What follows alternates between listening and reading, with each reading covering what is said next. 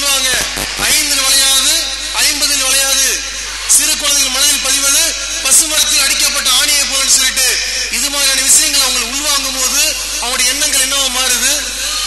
கடுமையான வன்முறைக்கு உள்ளாக்கப்படுறாங்க. அதனால குழந்தைகள் இருக்கும் பொழுது குடும்பத்தில் நடக்கிற பிரச்சனைகளை உங்க முன்னாடி நடத்தாதீங்க. உங்களுக்குள்ள 1000 பிரச்சனைகள் இருந்தாலும் அதை குழந்தைகள் முன்னாடி செய்யாதீங்க. உங்களுக்குள்ள 1008 பிரச்சனைகள் இருந்தாலும் குழந்தைகள் முன்னாடி அன்பு செலுத்துங்க. அவர்கள் பார்க்குமாறு எந்த ஒரு செயலும் செய்யும் பொழுது அவருடைய மனதை பாதிக்கும். வெளியே போகும்போது இந்த விஷயங்கள் வன்முறையா மாறதுக்கான வாய்ப்புகள் அதிகமா இருக்குது. பல இடங்கள் இது எடுத்து சொன்னாலும், சார் என்னோட குழந்தை பக்கத்து வீட்டு பிள்ளை அடிச்சுட்டு வந்துடுறான், ஏத்த வீட்டு பிள்ளை அடிச்சுட்டு வந்துடுறான், அந்த குழந்தைய கவுன்சிலிங் கொடுங்க வராங்க.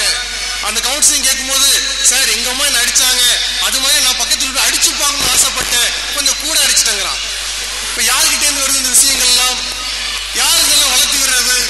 இது மாதிரி விஷயங்கள் பார்க்கும் பொழுது நம்மிடம் ஏகப்பட்ட குறைகள் இருக்குது. எல்லாமே சரி செய்யக்கூடிய குறைகள் தான். எதுவுமே சரி செய்ய முடியாது, வளர்ந்து போச்சு முடிஞ்சு போச்சு சொல்லக்கூடிய விஷயங்கள் அல்ல. எல்லாத்தையுமே சரி செய்யக்கூடிய விஷயங்கள் தான். அடுத்தா பாக்குறோம், நீ பெரியவர்கள் வந்திருப்பீங்க, சின்ன குழந்தைகள் மட்டும் இல்ல, நம்ம வீட்டுல 8வது 10வது கல்லூரி படிக்கக்கூடிய மாணவர்கள் வீட்டுல இருப்பாங்க.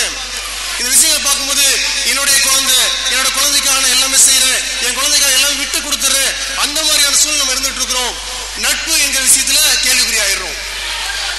சாக்ரட்டிஸ் தூக்கில் போடும்போது அவர்கள் கேள்வி கேட்கப்பட்டது, நீ பெரிய அறிவியலாராச்சு, உங்களை எதற்காக கொண்டு நிப்பாட்டி வச்சிருக்காங்க, நீ என்ன தவறு செய்தீர்கள் என்று கேட்கும் பொழுது அவர் சொன்ன பதில் என்ன தெரியுமா? நட்பு என்ற பெயரால் என்னிடம் நட்பு பாராட்டி எனக்காகவே துரோகத்தை இழைத்தவர்கள் தான் இந்த நிலைக்கு என்னை கொண்டு வந்து விட்டார்கள். யாரு? நட்பு என்கிற பெயரால நான் தான் உனக்கு நண்பன், உனக்காக உயிரை கொடுப்பேன், உனக்காக எல்லாம் செய்யன்னு சொன்ன நண்பன், கடைசியாக நான் செய்த அறிவியல் கண்டுபிடிப்பு விருத்துவத்துறைக்கு மாற்றமா இருக்குது அப்படின்னு சொல்லி அரசன் போய் கம்ப்ளைண்ட் பண்ணதான். எந்த நட்பை நான் நம்பினேனோ அந்த நட்பு தான் எனக்கு துரோகம் செய்தது. அதனால்தான் நான் இன்று மரண தண்டனை ஏற்றுக்கொள்ளக்கூடிய சூழ்நிலை இருக்குன்னு சொல்லி சாக்ரட்டிஸ் சொன்னாரு.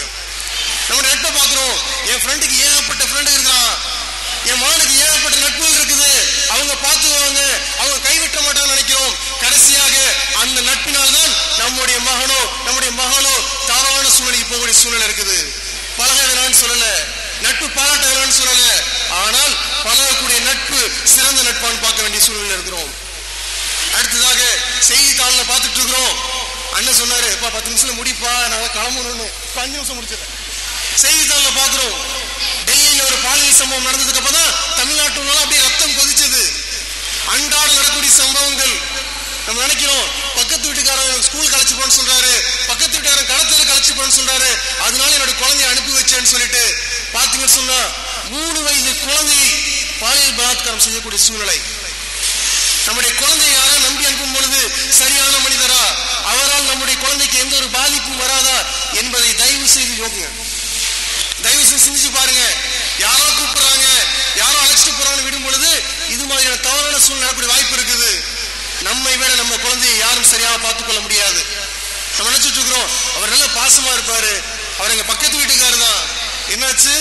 முஸ்கான் சொல்லக்கூடிய 8 வயது மாணவியை வீட்டுல வேலை செஞ்ச டிரைவரை கடத்தி கொண்டு போய் தவறா பயன்படுத்தி அந்த குழந்தையை கொண்டுட்டான். இது மாதிரியான சூழ்நிலையில் பரவல் நடந்துட்டு இருக்குது. ஒரு தவறு வந்தால் தண்டனை கடுமையாக்கப்பட்டால் இது மாதிரி தவறுகள் நடக்காதுன்னு சொல்றாங்க. ஆனால் தினம் தினம் தவறுடைய எண்ணிக்கை அதிகமாகவே தவிர குறையக்கூடிய வாய்ப்பு இல்லை. இதையெல்லாம் சரி செய்ய சொன்னா நம்முடைய குழந்தைகள் நம்ம தான் பாதுகாப்பு சூழ்நிலை இருந்துட்டு இருக்கிறோம். அடுத்தது பாத்தீங்கன்னு சொன்னா இன்னைக்குள்ள காலகட்டங்களில் நம்ம வாழக்கூடிய வாழ்க்கை முறை, சில பேர் கூட்டு குடும்பமா இருப்போம், சில பேர் தனி குலத்தில் இருப்போம். நம்முடைய குழந்தைகளுடைய பராமரிப்புல நம்மளுடைய எண்ணங்கள் எதுவுமே பூர்த்தி ஆகிறது கிடையாது. வீட்டுக்கு வரும்போது நினைச்சிட்டு வருவோம், இன்னைக்கு எப்படியாவது நம்ம குழந்தைய அழைச்சிட்டு வெளியில போயிட்டு ஏதாவது வாங்கி கொடுப்போம்னு சொல்லிட்டு காலையில் அதற்கான வாக்குறுதி கொடுத்துட்டு போயிருப்போம். இன்னைக்கு வேலையை விட்டு வந்ததுக்கு அப்புறம் உன்னை கண்டிப்பா வெளியில அழைச்சிட்டு போறேன்னு சொல்லிட்டு.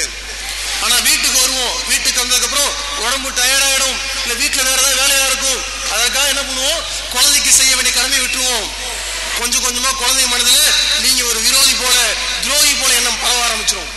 அதற்காக எந்த ஒரு விஷயத்திலும் தயவு செய்து வாக்குறுதி கொடுக்காதீங்க. குழந்தைகளோட விஷயத்துல வாரம் ஒரு நாள் தேர்ந்தெடுத்துக் கொள்ளுங்க, ஞாயிற்றுக்கிழமை குடும்பங்களோட வெளியில போங்க, குழந்தைகளுக்கு நல்ல விஷயங்கள் சொல்லிக் கொடுங்க.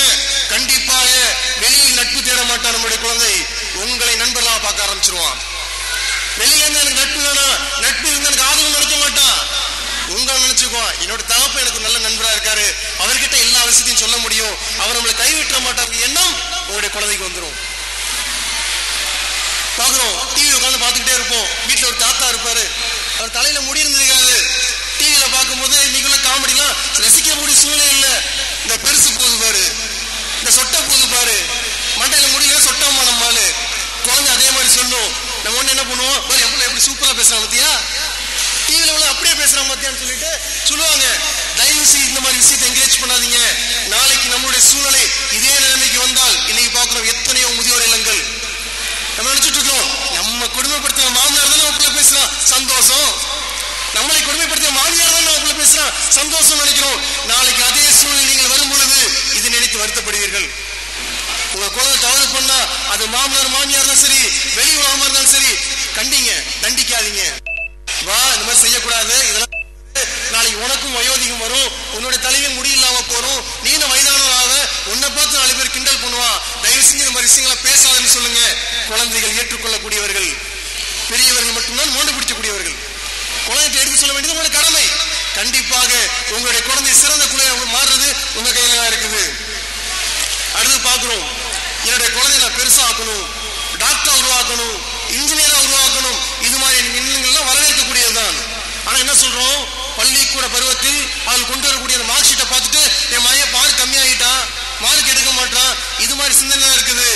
ஒரு குழந்தை எழுந்த உடனே ஐயா டாக்டர் எந்திரிப்பா, ஐயா இன்ஜினியர் எந்திரிப்பா, அங்கேயிருந்து மாடியிலிருந்து இறங்கி வரும்போது என் டாக்டர் தம்பி இறங்கி வராம பாரு, என்னோட இன்ஜினியர் தம்பி இறங்கி வராம பாருன்னு சொல்லிட்டு அவனுக்கு நீங்க ஊக்கம் செலுத்தினால் வேற எந்த கவலையும் உங்களுக்கு தேவையில்லை. எதை பத்தி நீங்க சிந்திக்க வேண்டியதில்லை, அவனாவே உருவாகி வருவான். நம்ம என்ன பண்ணுவோம் பாரு, காலைல எந்திரிக்கிறது எவ்வளவு நேரம் ஆகுது, சனியனை எந்திரிச்சு தொலைன்னு சொல்லுவோம். குழந்தையை சரி செய்ய வேண்டியது, குழந்தையை சரியான பாதையில் கொண்டு வர வேண்டியது நாம் செய்யக்கூடிய சிறு சிறு பணிகள் தான் உங்களுடைய குழந்தையை சிறப்பானவனாக சீரானவனாக கொண்டு வர முடியும். கடைசியாக ஒரு சம்பவத்தை சொல்லி முடித்துக் கொள்கிறேன். கோயம்புத்தூர் ஒரு வீட்டுக்கு போயிருந்தோம். 14 வயசு மாணவன் MCA முடிச்சிருக்கிறான். நம்பக்கூடிய தகவலா இருக்குதா? 14 வயசு மாணவன் MCA எப்படி படிப்பான்? அவங்க கிட்ட கேட்டோம், என்னப்பா என்ன மாதிரி விஷயம், எப்படி உங்களால் முடிஞ்சிருந்த விஷயம்? சின்ன வயசுல என்னோட குடும்பத்தில் உள்ளவங்க யாரும் பெருசா படிக்கல, ஆனா அவங்க சொன்ன விஷயம் என்ன தெரியுமா, நம்ம குடும்பத்துல யாரும் படிக்கல, தம்பி நீ நல்லா படின்னு சொன்னாங்க. எங்க வீட்டுல டிவி கிடையாது, ஆனா லேப்டாப் இருக்குது, கம்ப்யூட்டர் இருக்குது, அது நிறைய விஷயங்கள் நான் பார்ப்பேன். அதன் மூலியமாக எனக்கு ஆர்வம் வந்துச்சு. நானாவே 12 வயசு படிக்கும் பொழுது அமெரிக்காவில் இருக்கக்கூடிய ஒக்லஹோமா பல்கலைக்கழகத்திற்கு கடிதம் எழுதினேன், நான் MCA படிக்கணும்னு சொல்லிட்டு. அவங்க எனக்கு அனுமதி கொடுத்தாங்க, கடிதத்தின் மூலமா அனுமதி வந்தது. அந்த எக்ஸாம் எழுதினேன், இன்னைக்கு MCA ஆயிட்டுன்னு சொல்றானே, அந்த மாணவன் அவருடைய தாய்க்கு 12 மாதம் கழித்து பிறந்தானா, இல்ல 15 மாசம் கழிச்சு பிறந்தானா, இல்ல 20 மாசம் கழிச்சு பிறந்தானா? இல்லை இல்லை, நாம் நம்முடைய குழந்தையை எவ்வாறு 9 மாசம் 21 நாள் பெற்றெடுக்கிறோமோ அதே மாதிரி அந்த குழந்தையும் பிறந்தான். அவனால சாதிக்க முடியும் சொன்னா அவனிடம் இருந்தது திட்டமிடப்பட்ட கல்வி, அவனுக்கு சொல்லிக் கொடுக்கப்பட்டது சமுதாய சிந்தனையின் கூட சேர்ந்த கல்வி, அதனால அவன் வெற்றி அடைந்தான். இந்த சூழலை நம்முடைய குழந்தைகளுக்கும் ஊக்குவிக்கப்படணும். அதற்கான சிந்தனை எங்கேருந்து உருவாக்கப்படணும்? வீடுல இருந்து உருவாக்கப்படணும். சொல்றோம், ஏதாவது தவறு பண்ணிட்டா உன் ஸ்கூல்ல இதுதான் சொல்லி கொடுத்தானா, அந்த வாத்தியம் இதுதான் சொல்லி கொடுத்தாரா, இந்த டீச்சர் இதுதான் சொல்லி கொடுத்தான்னு சொல்றோம். 3 வயது வரைக்கும் அந்த குழந்தை உங்களிடம் தானே வளர்ந்தது, நீங்கள் என்ன சொல்லி கொடுத்தீர்கள்? நமக்கு நாமே சுய பரிசோதனை செய்து பார்ப்போம். நம்முடைய குழந்தையை போல இந்த உலகத்தில் எந்த ஒரு குழந்தையும் சிறந்த குழந்தை அல்ல என்பதை மனதில் பதிவு செய்து நம்முடைய குழந்தையை வெற்றியுட குழந்தையாக மாற்றுவோம் என்று கூறி வாய்ப்புக்கு நன்றி கூறி விடைபெற்றுக் கொள்கிறேன். நன்றி.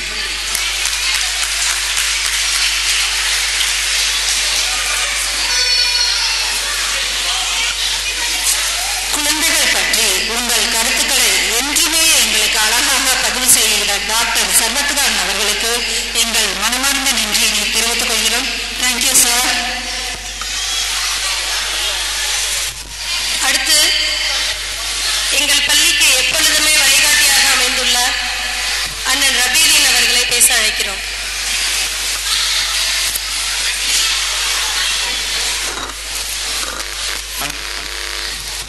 எனது சலாத்தினை தெரிவித்துக் கொள்கின்றேன்.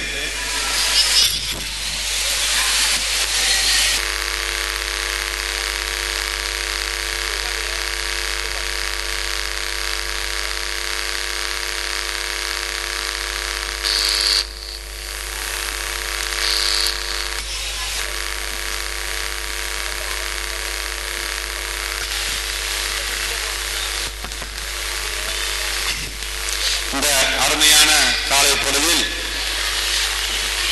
அருமை செல்வங்களுடன் நாம் பார்த்த பல வித்தைகளையும் பல செயல்களையும் பார்த்து ஆனந்த கண்ணீர் உண்மையில் வெடித்துக் கொண்டிருந்தோம்.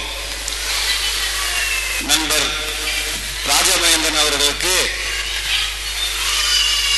ஸ்கூல் சம்பந்தப்பட்ட எந்தவித அணுகுமுறை இல்லாத போது அவர்கள் துணைவியாரை கைப்பிடித்த போது அவர்களின் உத்வேகத்துடன் இந்த பாலர் ஸ்கூல் கிட்ஸ் ஸ்கூலை ஆரம்பித்தார்கள்.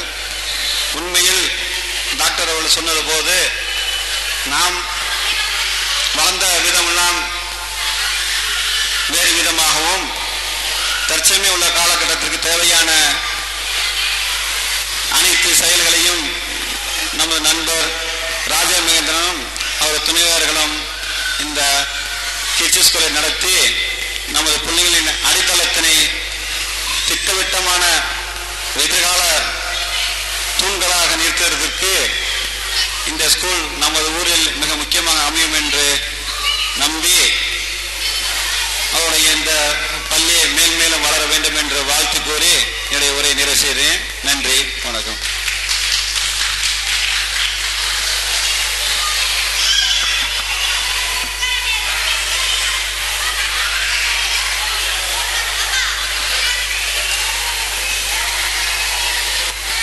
நன்றி அண்ணன் அவர்களே.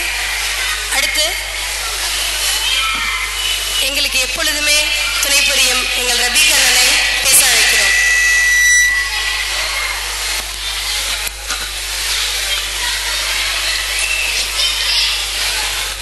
ஏக இறைவனின் சாந்தியும் சமாதானமும் இங்கு குழுமியிருக்கிற நமது அனைவரும் மீதும் உண்டாக வல்ல இறைவனை வேண்டியவனாக எனக்கு வழங்கிய வாய்ப்பினை தொடர்கிறேன். நான் தம்பி மகேந்திரன்ட்ட கேட்குறப்ப எனக்கு மைக்கிலெல்லாம் பேச தெரியாது. அதனால பேசாமல் இருக்கிற மாதிரி வேலை கொடுங்கன்னு கேட்டேன். அவர் சொன்னார், நீங்கள் வாங்க பரிசு மட்டும் கொடுங்க, கொடுத்துட்டு போயிடலான்னு சொன்னார். எனக்கு கோர்வையாக பேச தெரியாது. ஒரு அரசியல்வாதி மேடையில் இருக்கிறப்ப ஒரு பேச தெரியாத அரசியல்வாதி என்ன மாதிரி பக்கத்தில்